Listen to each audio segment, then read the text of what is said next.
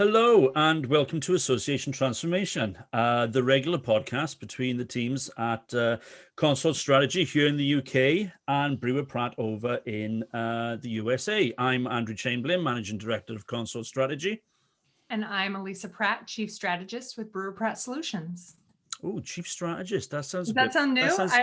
CEO of a one-person shop just sounds so pompous. So I thought I'd go with Chief Strategist. Yeah, but you should do what I do. I have multiple email addresses, even though they all come to me. It just, when someone wants to speak to the accounts department, I just forward them on to accounts at, and it makes it sound as if we're so much bigger than we are. Do you answer the phone with different voices? Hey, there's an idea. I've never thought of that, but you know what? I totally should, shouldn't I? So this is our transatlantic conversation, and I think this is episode. Oh, crikey. I'm not even sure what episode this is anymore. Don't say where you'll we just are. get it wrong. I will get it wrong. But we're starting to delve into the dark and murky world of association governance. Dun, dun, dun, dun. I can hear people turning off their iPads as we speak. My God, governance. I'm a massive fan of governance. Governance for me is a huge opportunity. And yet I know that so many people understandably think that governance is a burden.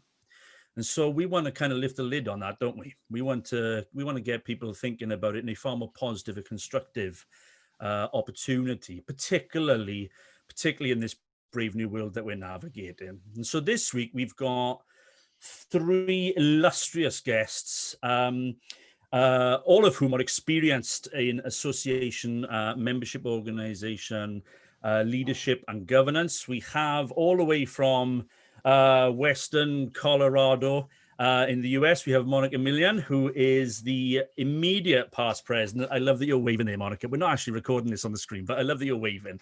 Immediate past president of the National Emergency Number Association.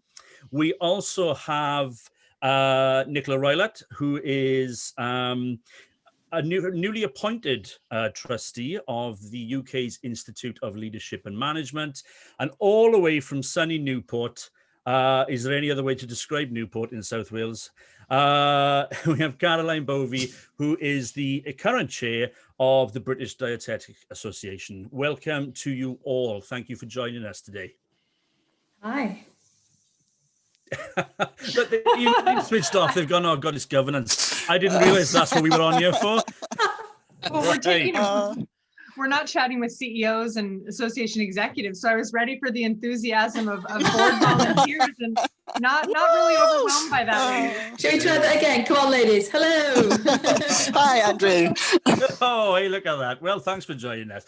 Right, governance. How much do we love it? Elisa, what are your thoughts? Before we get into the kind of depths of it, Elisa, what do you love about governance? What do I love about governance? I love outsourcing governance to people like yourself. No, really, I mean, to me, governance it's that infrastructure. And I think governance is the way you make people comfortable enough to come in and volunteer their time.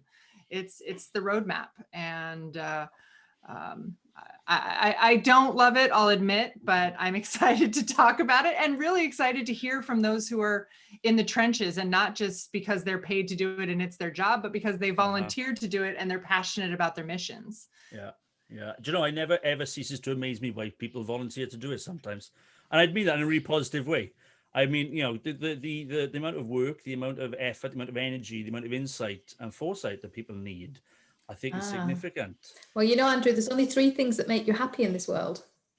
Go on. And actually, connection with others is one. So that's one reason why people would do this. The other is giving. If you give, that makes you happy. And the other one is actually growing in yourself and personal development. All those three things apply in this instance, whether it be as a volunteer or a trustee or a chair of an organisation. You're doing one of those three things and there'll be a reason why you're doing it. So that's why they do it, because it makes them happy. I feel like I've just watched your nomination video for the Institute there. Vote for me. A vote for Nicola is a vote for energy. Yes. I'll pay you later, Andrew. Thank you for that. Is that true, Monica? I can see you nodding. Yeah, I agree 100%. I've been serving on our board. Next year will be my 6th year. And the fact that I've been able to give back to the profession and grow myself has been probably the most rewarding part of this journey. I would agree with Nicola 150,000%. Caroline, is that true for you? Were you sitting there quietly thinking, well, that's not the governance structure I've experienced? Well, it is that. For me, the surprising bit was my personal growth, I think. That's come as I guess, an added bonus. For me, the pathway description is really interesting. I see this more as a framework within which we operate. I'm sure we'll come on to, the BDA as an association in due course, but we're a growing association, and for us, we need that flexibility that having a good governance framework in place allows us to have. Okay. But governance isn't just about frameworks, is it? No, I suppose not. But that's, when we're going through a transition phase, that's what we're reminding ourselves of on a regular basis. Yeah, I'm with you. I'm with you. So I think, if I'm honest, I think we got the wrong three people on here, Elisa, because look, they're all enthusiastic. They've all got the altruistic reasons for being directors. They're all like, what I want is the people who go, oh my God, it was such a mistake. Why did I join this board? Because that's the reality of a lot of boards that I work with. And I dare say it's not too dissimilar for you too, Elisa. But, a lot of the time it is seen as, I think a lot of the time directors and trustees don't have, sadly, the same experiences that you guys have had or continue to enjoy. And so why is it go on, Monica, go on, challenge me, please. I would question those individuals as to what's their level of contribution to the experience. I mean, if you don't like the governance of your association or the board that you sit upon, then make some changes. And when you're sitting on the board, you're in a decision-making position in order to make those changes happen. And I think too, that's an exciting part of participating in the level that you do in these things. You can really affect some pretty dramatic change. Nicola was talking about growth as an individual. The board that I have served on in this capacity for the last several years, and that has encouraged me, now that my tenure is getting ready to end, I'm applying for 2 other separate boards here in the United States to participate on, because I've loved the impact I've been able to have on my industry and just learning and growing with other professionals in this space. And I think it's about what you bring to the table and your level of contribution, not to make light of other people's angst. Maybe their plates are overly full, and that's why they're not getting the enjoyment out of it. And they've overcommitted, because we can do that too as human beings, stretch ourselves a little too thin. Monica's been bitten by the board bug. I know, my God. It's amazing. I don't know that they have a vaccination for that yet. No, it's terminal. Yeah, it's forever. Yeah. Did you just say you're on 4 boards, Caroline? Or you've been on 4 boards? No, sorry, Andrew, if I was misleading there. I'm halfway through a 4-year term. Oh, 4-year term. I thought you were saying I'm on 4 boards.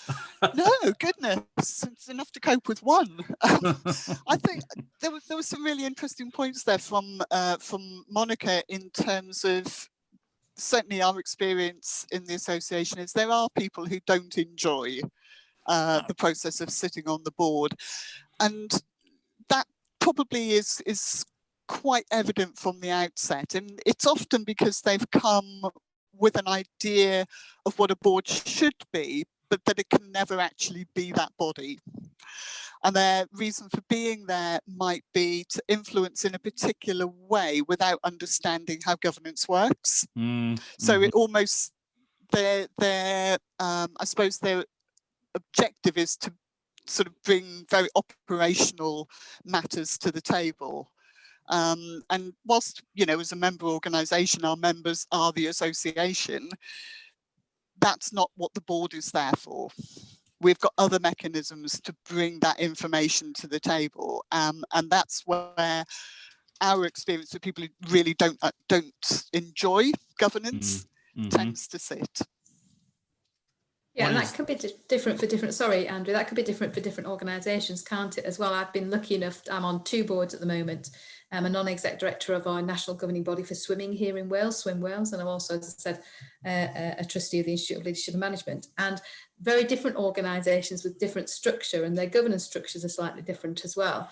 But it's really interesting how I think as you said, the people on the board actually set that tone, and how the chief exec helps run and manage that tone.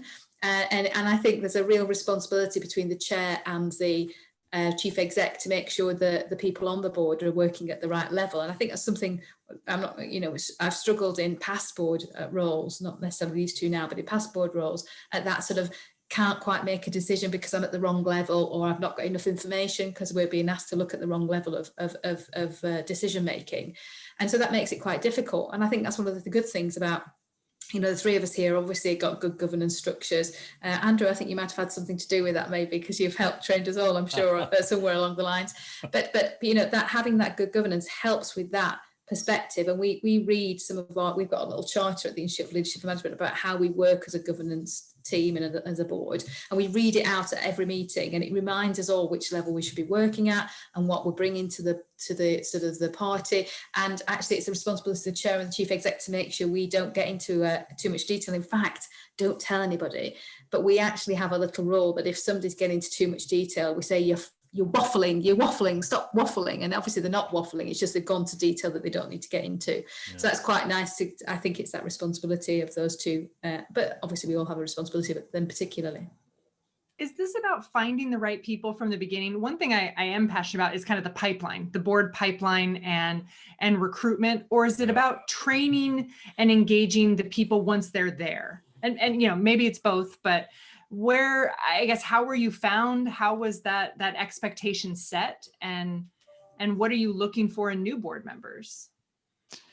One of the reasons I mentioned earlier that we're partway through a governance restructure, moving from member voting of directors through to an appointment system. And it's been an interesting road. It hasn't been uncontentious. But one of the significant bits of feedback that we were getting from members was you can only become a director if you're popular. So if you're well known, that you're outspoken, that you have already achieved position elsewhere, regardless of what your experience might be in terms of running an association, you were more likely to become a director. Sometimes not for the wrong reasons, because everyone's there with good intention, but not with the right focus. And that was giving us quite a significant number of challenges at what was then council, since rebranded as board of directors. And the change has significantly altered the business that we now undertake at the board of directors meetings. It's easier to focus, people come more prepared, they have a greater understanding of what it is that they have to consider and how they do that within the framework of the strategic plan for the association. Mm-hmm. And is that expectation set by the executive or by the board chair, the board president, who's pushing that? Back to your earlier point about a close relationship between the CEO and the chair. As a part-time chair with, a full-time job elsewhere, I can't possibly be over everything that needs attention. And it is that relationship with the CEO that we're in regular contact. We have a couple of calls every week. We're emailing on a daily basis, that I'm ahead of the game, that allows the board, I think, to function. But it's also the responsibility of the chair to ensure that every one of those directors understands their responsibilities, that they come prepared for the meetings, that if they have any questions, that we don't get bogged down in detail at the meetings, because that makes the decisions harder to arrive at, so that they are preparing well. And that I see that as part of my responsibility, to do the teaming around that, the preparation for those meetings. That's interesting. Oh, sorry, go on. No, that's okay. I really like what Caroline was saying. And Alyssa, to answer your question and maybe pick up on some of the threads that Caroline was speaking to, in our association, our experience has been the board, the sitting board is actively recruiting for future candidates who we think are going to be great contributors. So we're mentoring members to run in future elections, talking to them about the time commitment and really what their involvement in the association can bring. And, you know, our association has grown, what was it, 1,000% in the last 4 years. Wow. We've had exponential growth, which is crazy, but that also lends itself to ensuring that we're communicating well with one another. I was the board chair and making sure the other board members knew that I was in daily contact with our CEO and communicating the day-to-day needs of the association.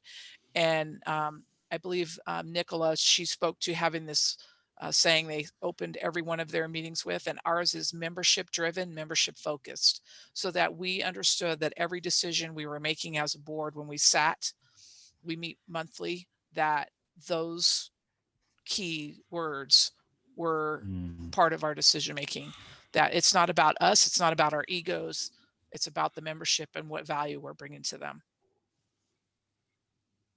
I mean, I suppose your point is should this be a in-house growth sort of, should you go and sort of find the next people that you want?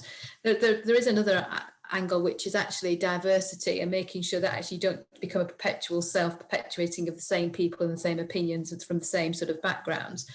And I think that whichever way we are looking to recruit, whether it's nominees, whether it's voting, whether it's, you know, you can be sort of put in position by a committee or an appointed by an application process.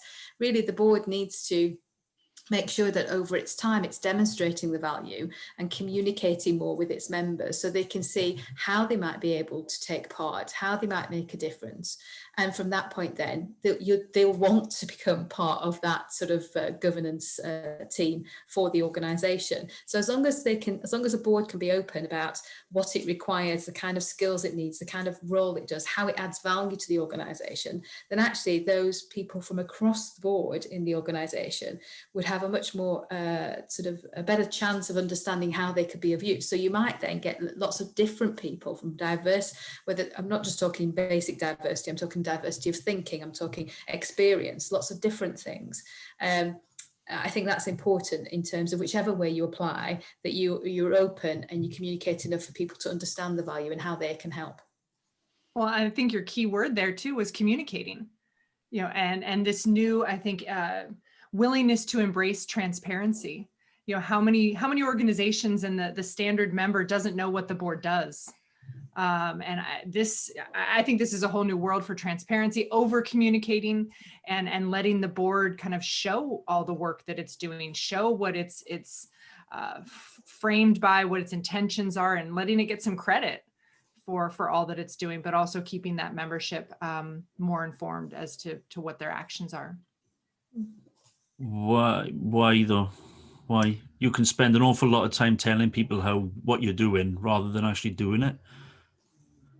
Do you not think? I don't think that's what Elisa was.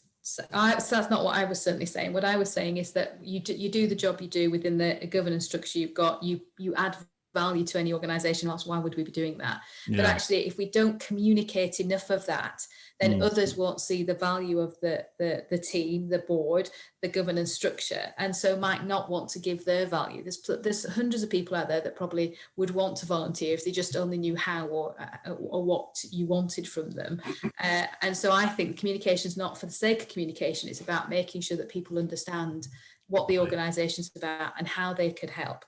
So it's not instead of doing the stuff you need to do. That absolutely needs to be done, and that cannot be influenced by other things apart from what the governance structure says should be influenced by. But I think it's about, once you've done those things, communicating what's been happening so people can see that difference. Yeah, right. Increased awareness increases engagement. Not necessarily giving the board, you know, credit or brownie points, but making people want to be on the board.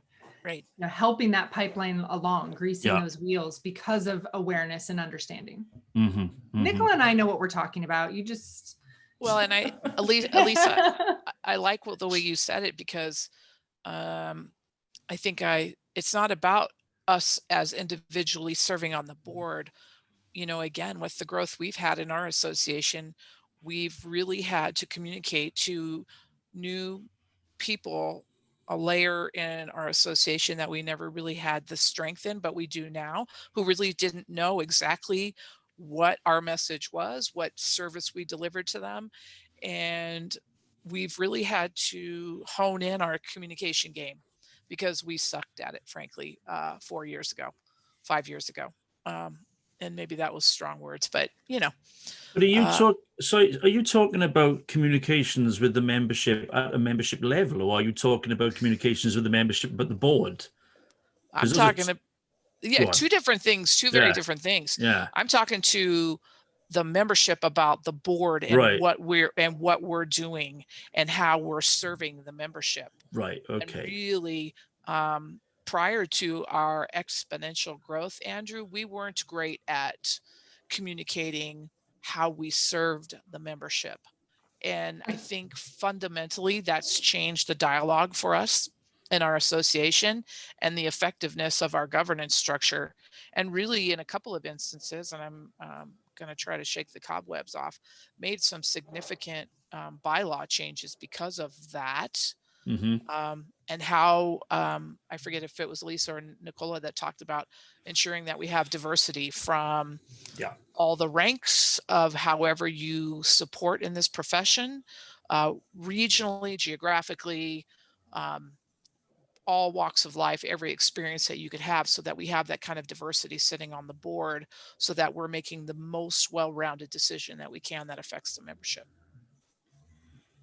Andrew, can I come in there as well? Because I think there's another reason why you might want to communicate, and that is membership organisations are getting more and more questions around the value they add to the individual. You know, we're all in associations, membership organisations, having to justify why they're paying a membership fee. And actually the communication and the security of good governance and a board, the management of risk, actually is a very, it's something that every organisation has to do really well. And so having that communication and that conversation around the board is here to help the organisation. The board is here to protect, to look at certain things, so you don't have to worry as a member. That all adds value to the membership. And whilst we're all looking for things to talk about in terms of adding membership value, that should be one of the things that we're talking about in terms of an organisation. As we renew membership every year, we put out quite a comprehensive communication about what the office staff have been doing, the role the CEO has had, what the board has been achieving in the previous year. And we get quite a bit of feedback from that in terms of whether that's positive. Why are we investing in that area, for example? We remind people that, you know, all of this feeds into our strategic plan. And one of the things that has been significant for us has been retention of membership. And I think for us, it's that communication about what the association is doing on behalf of the members, which in many instances has been a growth in political lobbying, for example. We're quite underrepresented as a health profession. We're relatively small in terms of the size of other professions, but we punch way above our weight. And being able to feed back to our membership that the board has supported the office to be able to do this is really valued, and we get lots of feedback in terms of that. So certainly we get the same questions as any other association. What am I getting as value for money? And I think genuinely that it's that communication that helps us to be able to demonstrate that on a regular basis. Elisa, were you going to say something before Caroline? Because I just had another diversity of criteria question, and I wondered if any of your organizations are seeking out and saving seats for not just not just new members, but younger members. If there's a diversity of age that you're seeking out, or if that works itself out through career, you know, your career journey. Certainly we do have one seat which is for a student member. It's a non-voting seat, but it's quite an influential seat. And I think your point about age playing itself out through career stages or different aspects of career choice will do sort of play out across the table. Yeah, we haven't done a specific seat on our board for the NED at Swim Wales. Sorry, for my role, NED Swim Wales, but we have not a shadow board particular, but we have a young persons board instead. So then we have a representative from our board that sits on that young person board and mentors the young people, and then we bring that information back to the organisation that way. And I think that it is something that lots of boards are challenge themselves with all the time, isn't it? And there's lots of different ways of making sure those different voices are heard. Okay, so you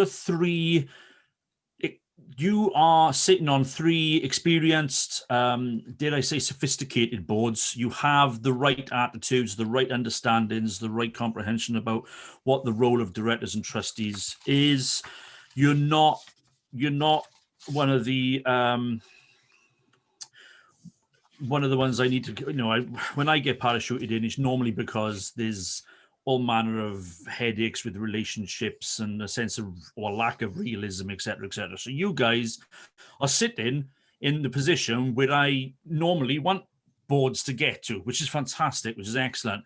So, you spoke earlier on, Nicola, about risk, right? It's coming up toward now the end of 2020. Obviously, nobody was going to, this time last year, we were going to predict the next 12 months this time last year, and I'm not going to ask you to do that now, but I am going to say, well, as boards, association boards, in the positions that you're in, what do you foresee as, first of all, what you see as the significant risks to your associations, and that the board should play a role in navigating, which is different necessarily to the risks that the exec should be concerned about. Go on, Nicola, what are you going to?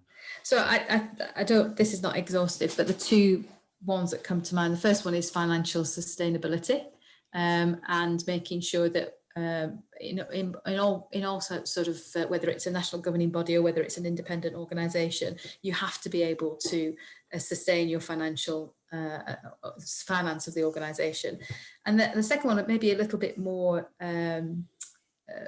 creative in my statement here, but I think the thing we've noticed this year is nobody would have ever seen what was going to, no risk register had COVID on it, it just didn't have it. And I'm sure many of them, many of them didn't have pandemic on there, even though we were due for one. It's every 100 years, isn't it?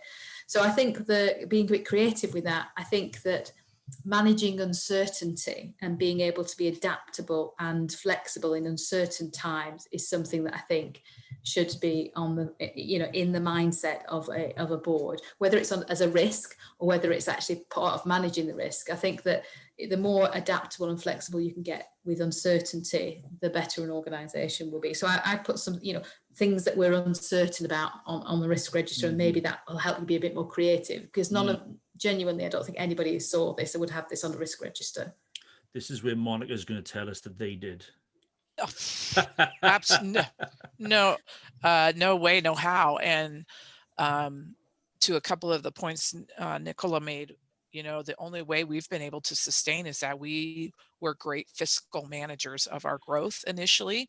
So we had reserves to manage, because most of us are, the way we gain money, not just through membership, is through events. And of course we can't do that. So how do we sustain our finances when we can't do things the way we've traditionally done them? So again, being agile and adapting to the conditions of the market, turning conferences, in-person events into virtual. Although I don't know about you guys, but I'm on digital burnout. But I also understand that's the reality of our world these days. I think a board has to ensure that their business practices are agile. I think this, as unfortunate as this event was probably a good check-in for many of us who maybe didn't have the right practices in place to ensure that agility in our individual market space. So no, we were not, Andrew, we were not prepared at all. Okay. Caroline, from your perspective, what are you seeing as the you know, I'm talking about risks, but actually, you know, what are the opportunities as well? You know, we're not just talking. I mean, actually, what Monica and Nicola have highlighted there are actually avenues to opportunity. Mm. You know, it's not just about holding off, you know, keeping risk at arm's length and mitigating challenges. It's about having systems in place that allow you to embrace opportunity and to be flexible and adaptable to it. So from your perspective and the BDA's perspective, where do you see the kind of the key opportunities at board level for you to influence? It's giving the exec the flexibility. Certainly they've responded far more agilely than maybe any of the staff themselves could have imagined doing. And I think a good example of how we've seen membership engagement change as a result of COVID is we've recently run our AGM, and there have been many years where we've only just managed to make quorum. This year we had hundreds of people dialing in, and the outpouring of appreciation from the membership in terms of their opportunity to join that event has given us an insight into how much they value the way that we've adapted. Certainly, you know, we're, as Monica said, we're all a bit technologied out at the moment, but we can't let go of what we've learned in this period. We have a very diverse membership, but there's something to be learned from all of the different actions that we've put in place to maintain the relationships that we have worked hard to build. Yeah, absolutely. Absolutely. Monica, I noticed that you never ever complained about being too airported out or too fed up of being on airplanes. Every time I see you, you're like, yeah, I'm going this year, then everywhere. Never saw you complain about that. No, never. Never. I have been in one too many hotel bars. Oh God, I shouldn't. Andrew, you know, my whole existence is based on the fact my bucket list is to hit every bar, try whiskey in every U.S. state, every country on the planet. That's my goal. I was going to say, yeah, and it's important to have ambition, but for you, this would be your second time round, obviously, because yeah. That sounds like a great board development program. That's some real board training. That's Yeah, some really great absolutely. training. Some of my best conversations happen there. So, you know, I got no harm, no foul. Well, Andrew definitely owes all of us a drink as soon as possible. We'll put that on his bill. But ladies, I want to thank you for joining us today. Caroline, Nicola, and Monica, thank you so much for keeping boards in the forefront of our mind as they evolve through these challenging times. You know, they really are the front of these organizations. They're the point of the spear, and we need to remember that governance plays such an important part. But really, it is about those relationships. To Caroline's point, it's about those relationships and those people and the commitments that are made to be the stewards of their organizations and mission first for the membership. So thanks again for joining us, and we do hope you've enjoyed our conversation and this podcast. If there's a subject you'd like us to explore, feel free to tweet us at Association Transformation or email us at hello@yourconsort.com, and we'll draw on all of our relationships and all of these conversations and all the challenges that associations are going through these days to bring you another important conversation on association transformation. So find your podcasts wherever you most prefer. We're everywhere: Apple, Spotify, Google. We're on all of them these days. So until next time, stay well and put your members and your mission first.